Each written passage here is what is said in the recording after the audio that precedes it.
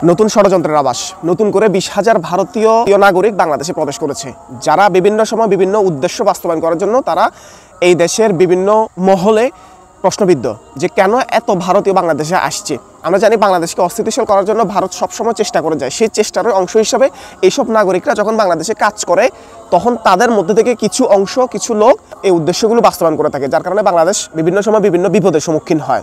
এই ষড়যন্ত্রগুলো করার জন্য এই ভারতীয় নাগরিকদেরকে ব্যবহার করা হয়। আমরা জানি যে জুলাই যে কোনো অভ্যুত্থানটা হয়েছে সেখানেও ভারতীয় নাগরিকরা বাংলাদেশকে অস্থিতিশীল করার জন্য, ছাত্র আন্দোলন দমন করার জন্য ভারতীয় গোয়েন্দা সংস্থা রয়ের হয়ে কাজ করেছে এবং বিভিন্ন প্রকল্পে বিভিন্ন জায়গায় আমরা এই ভারতীয় এই নাগরিকদেরকে আমরা ঘুরতে দেখি। এরা আমাদের দেশে কাজ করা, প্রত্যেকটা অবৈধ নাগরিক বাংলাদেশে কাজ করা মানে এক একজন বাংলাদেশি চাকরি পাওয়া থেকে বঞ্চিত হওয়া।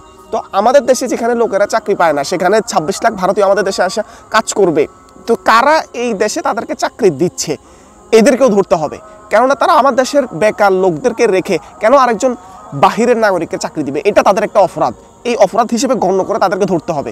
আমার দেশের টাকা, আমার দেশের অর্থনীতি সচল করার জন্য তাদের চিন্তা নাই, তাদের চেষ্টা নাই। তারা ভারতীয় একজন নাগরিক, বাইরের একজন নাগরিককে তারা এখানে এসে চাকরি দিবে, অথচ আমাদের এখানে নিজেরাই চাকরি পায় না। এটা আমাদের জন্য সবচেয়ে বড় মাথা ব্যথার কারণ। এই জন্য সবার উচিত এটা নিয়ে কথা বলা, কারণ যে নতুন করে ষড়যন্ত্রগুলো হবে এখানে ভারতীয়রা কিন্তু খুব ভালোভাবে কাজ করবে, আমাদের দেশ কিন্তু বিপদে পড়বে।